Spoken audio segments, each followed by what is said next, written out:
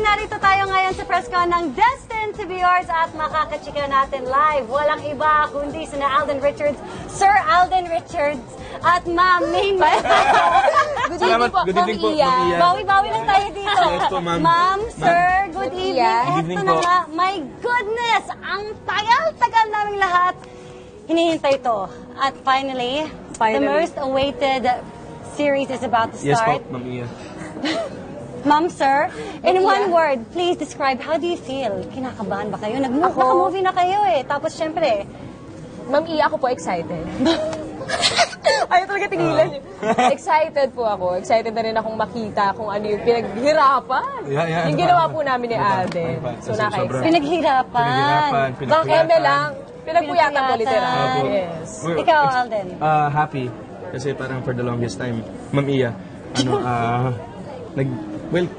naghintay kasi. Ang dami pong naghintay ng Oo, soap eh. sobra. Tapos yung pinaghirapan talaga namin to. Ay, Pinaghirapan po kasi Pinagpuyatan po namin to. Ginalingan po namin to. ay, ginaling.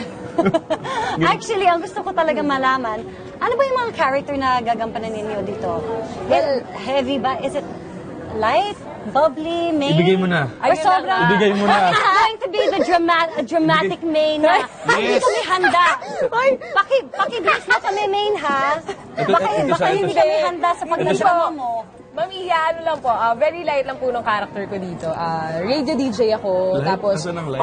simple girl lang, tapos very optimist siya, tapos masiyahin, kalug din, so parang medyo similar din sa ko, Okay. Kung sa sino personality ko, yes. Okay, ikaw, Alden. Si Benji Rosales po dito, attitude. Ay, may attitude? Hindi, joke lang. Joke lang. Sabi ko, malapit ba din sa itong... Wag na po tayo. Hindi, struggling architect. Tapos, he lives with his mom. Okay. And absent father. Okay. But the father parang nag-iwan ng legacy kay Benjamin Rosales to pursue architecture. So, he wanted to be the best architect in the Philippines. So may hugot ka dito. May Yun yung mga hugot. pinaghuhugutan mo dito. Ay! Nagkulihan sila. May ginagaya kasi ako yung scene niya eh. May ginagaya kasi siyang eksena ko lagi. Baka hindi nabangan. Abangan na lang natin yung eksena na yon. Okay.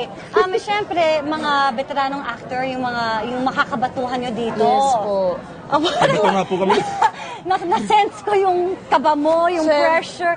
Ano ba, is there someone that you've had a memorable scene with or a challenging scene with? Well, kasi ako po yung mga eksena ko doon karamihan with my family, with Mr. Gardo, Miss Janie. So parang kinakabahan Ay, po Miss talaga. Janie! Yes, sobrang kinakabahan talaga ako tuwing eksena. Pero nakakatuwa kasi sobrang tinutulungan din nila ako. Lalo Okay. na kasi karamihan nun medyo heavy scene. So parang kailangan ko talaga ng tulong. So parang yung mga tulong na kailangan ko sila yung nagbibigay Ayan. sa akin. Oh, yun. Actually, kapag ganun, kunwari, syempre, madaling araw na medyo mahirap humugot, anong ginagawa mo? Anong ginagawa ni Maine? Syempre kasi masiyahan kang tao. So, Yes, minsan yun kapag na mga nga ganong eh. eksena, yun yung challenging. Anong ginagawa mo? Meron kaming doon, meron kaming acting coach na nandun. Tapos si Okay. Direk Sir J. din, Cruz? Sir J, Irene? yes. Tapos si Direk Irene, tsaka yung co-actors nga po namin. Okay. Talagang tinutulungan nila ako, lalo na first time ko yung mga ganitong Tulungan talaga. Tulungan po sa set. Okay, alright. Ito, meron akong something, a lightning round of questions. Are you ready for this? Okay. We're ready. Okay, Ma'am Iya, Alden, Ma'am Iya. ikaw Ma'am Iya. muna. Sir, Yes, ma'am. mestizo o morena? Morena. Maganda o matalino? Talino. Maine, matalino makulit? Matalino. Guwapo o mayaman? Mayaman. Guwapo. Mayaman. Guwapo. Maine, flowers or chocolates? Chocolates. Alden, sweet or spicy? Spicy. Okay, pareho kayo. Cats or dogs? Dogs. Ba? Comedy or drama? Comedy. Dharma. Dharma. Dharma. Dharma! Dharma down. Dharma down. Dharma. Comedy. Drama. Ikaw mas gusto mo drama? Yun yung forte niya. Okay. For birth, may forever or walang forever? May Meron. forever. May forever. Siyempre. At ano ba dapat ang pinakaabangan dapat ng inyong fans, lalo na sa inyong pagtatambal? Yes po. Ayan.